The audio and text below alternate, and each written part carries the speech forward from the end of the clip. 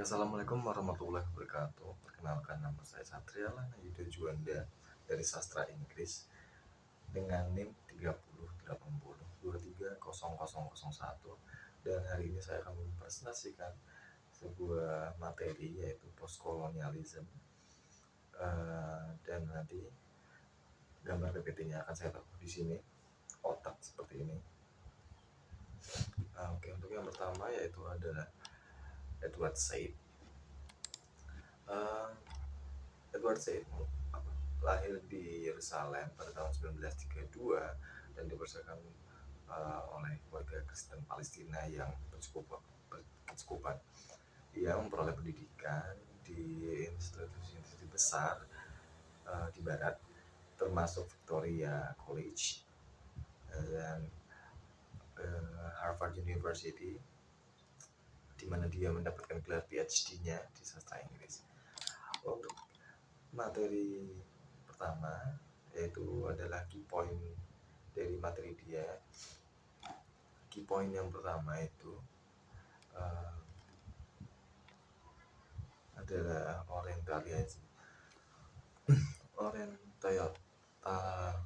itu dan mengacu pada pendekatan sistematis dan sengaja yang dikembangkan oleh para sarjana, seniman, dan intelektual Barat untuk mempelajari dan mempresentasikan budaya, masyarakat, dan orang-orang di Timur.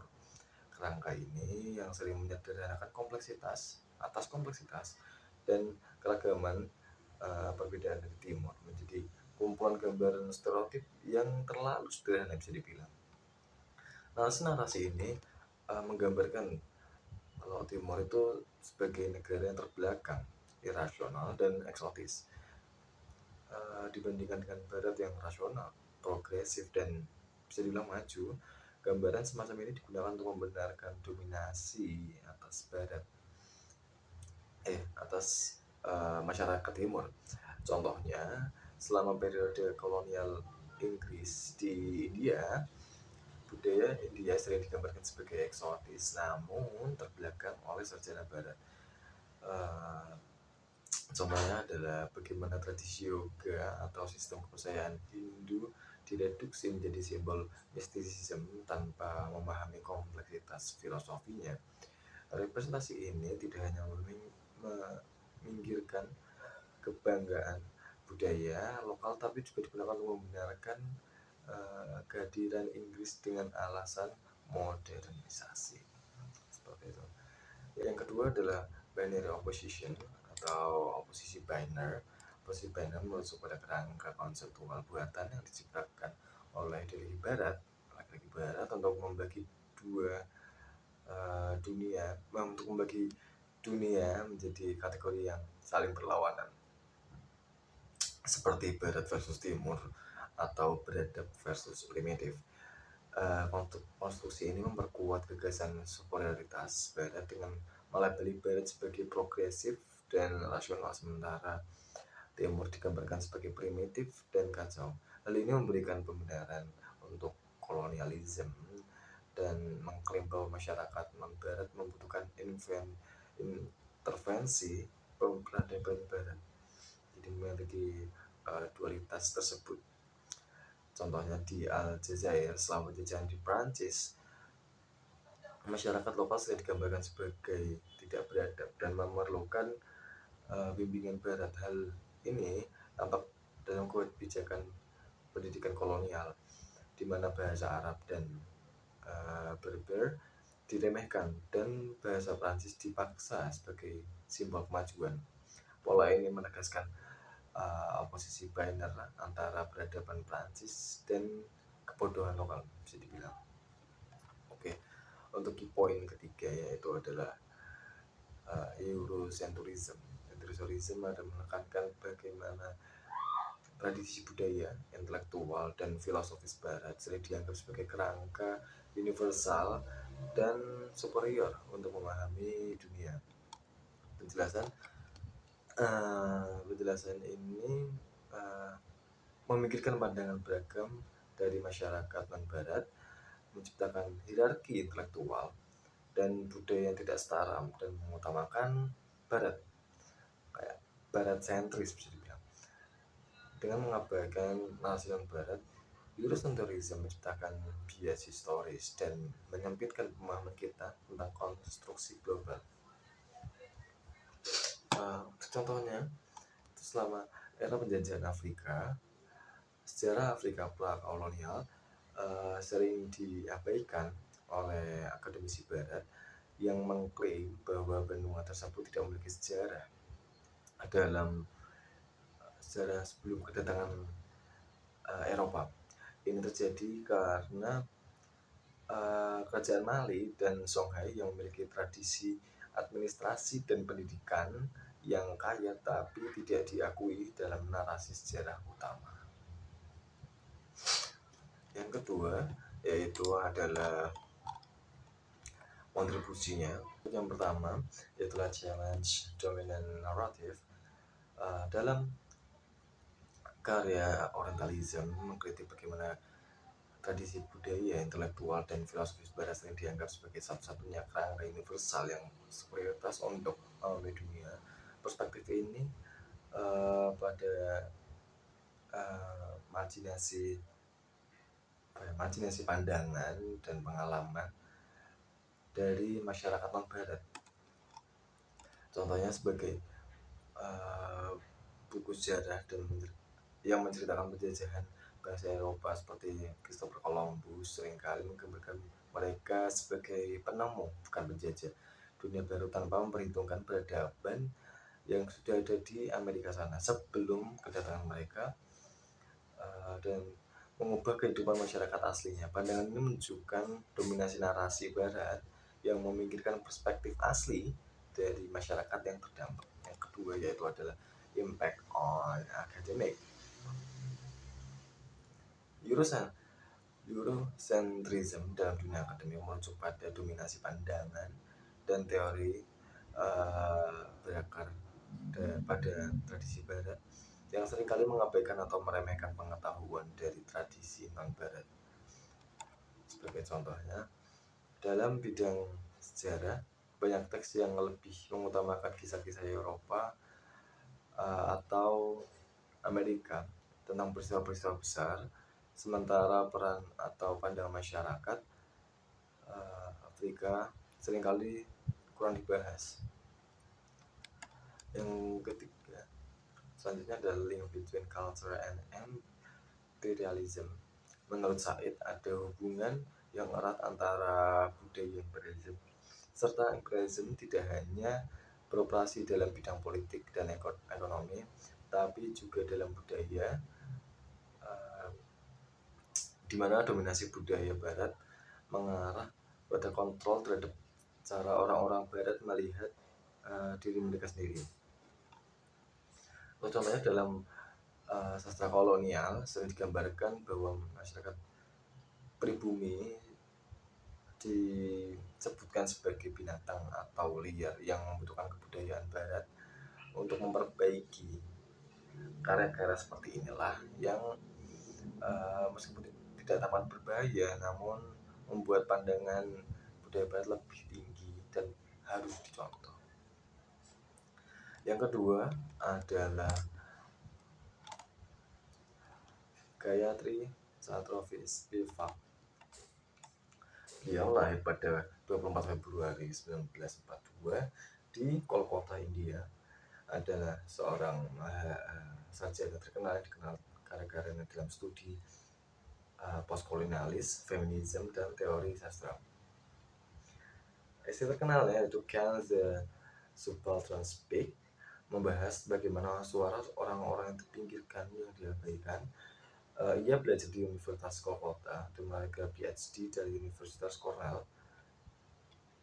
Setelah mengajar di Universitas termuka, termasuk Universitas Columbia, ia juga dikenal juga karena menerjemahkan buku Jacques Derrida de la Grammatologie dan mendukung keterlibatan perempuan dalam teori kritis pada tahun 2013. Ia menerima penghargaan Padma Bhushan dan kontribusinya dalam pendidikan dan riset.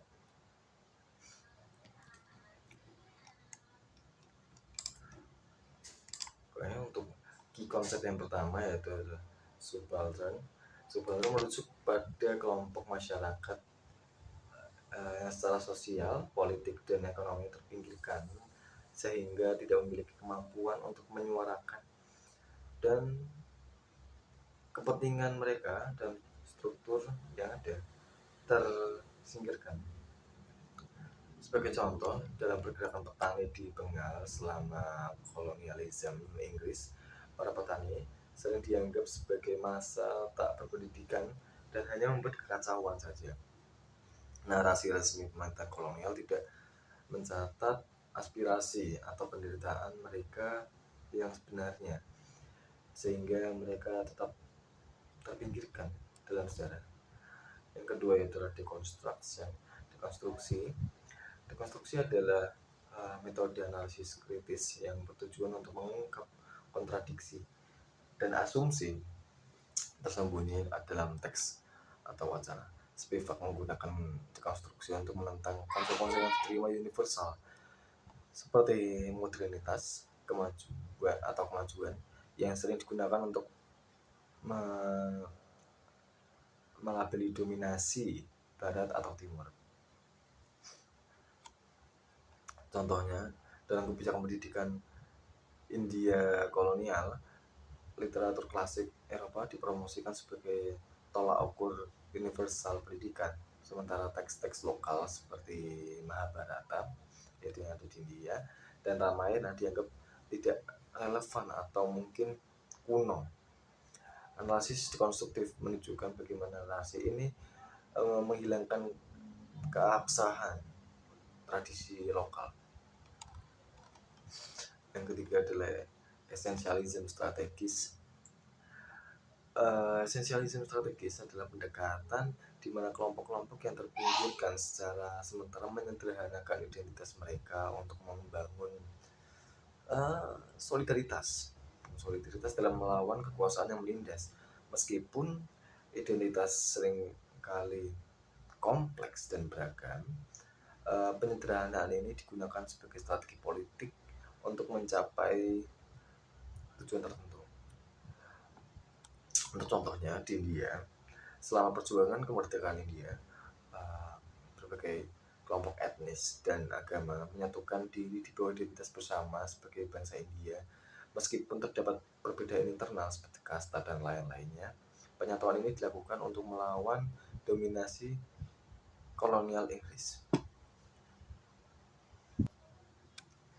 Oke, yang selanjutnya adalah representation of the voiceless. Spivak terkenal dengan kritiknya terhadap cara pandang postkolonial yang seringkali melupakan dan atau meremehkan suara orang-orang yang terpinggirkan. Di Spivak kan sangat menolakkan itu, seperti perempuan dan masyarakat miskin di negara bebas penjajahan.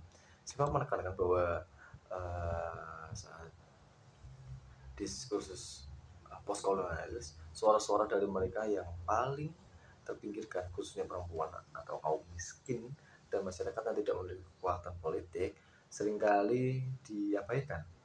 Hal ini terjadi karena intelektual postkolonial sering sekali berfokus pada narasi-narasi besar dan teori tanpa mempertimbangkan realitas kehidupan orang-orang yang terpinggirkan ini. Pada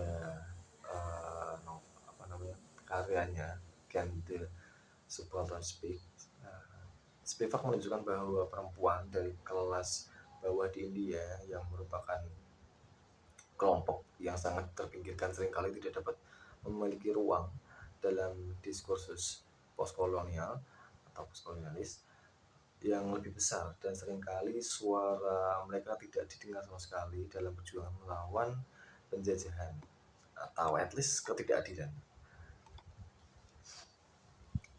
Selanjutnya adalah interseksionality, adalah konsep yang diperkenalkan oleh Kimbler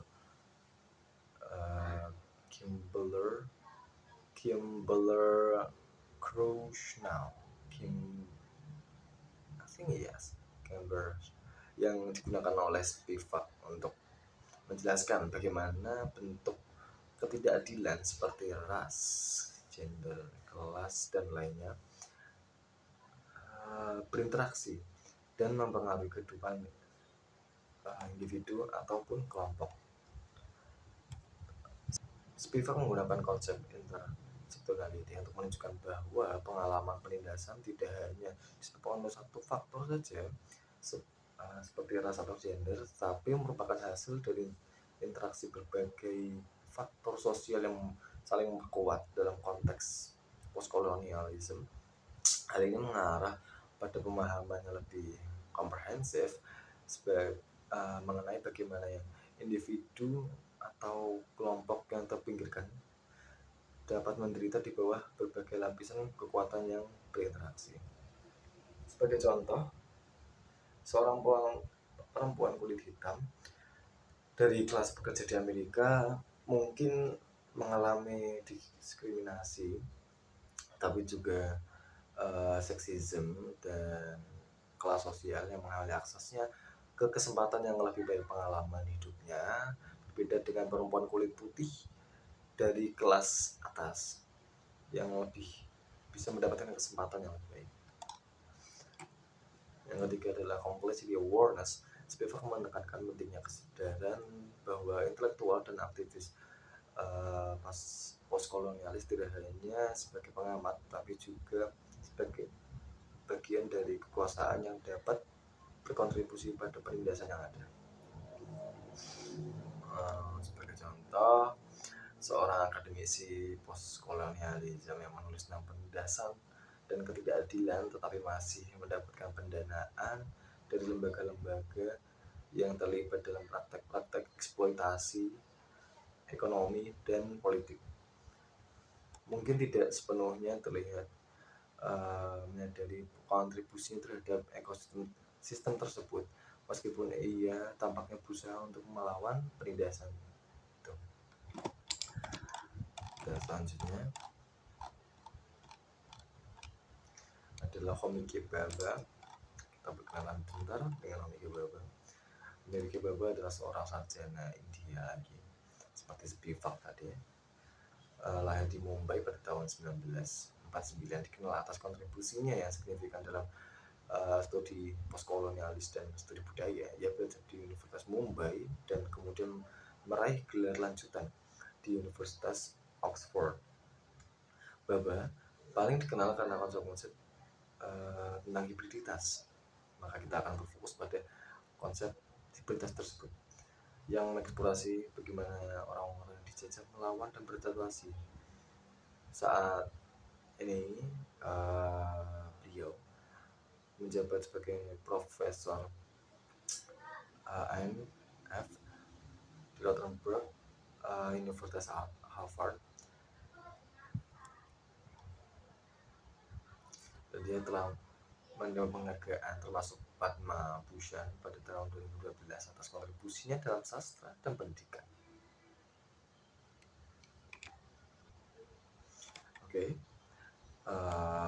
Yaitu tadi hibriditas yang kita bahas.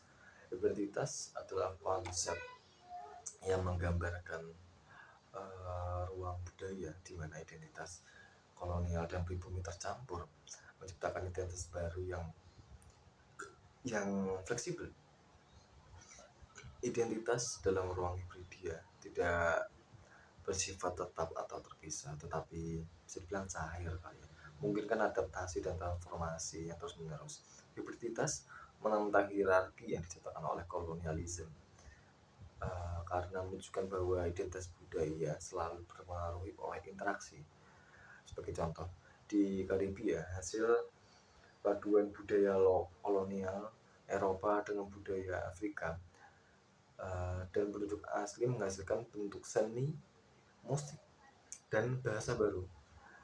Misalnya musik reggae di Jamaika.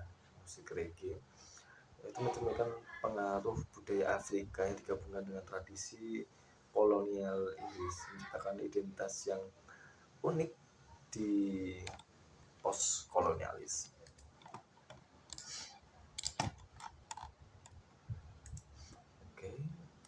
Mungkin kita masuk yang terakhir ya, conclusion.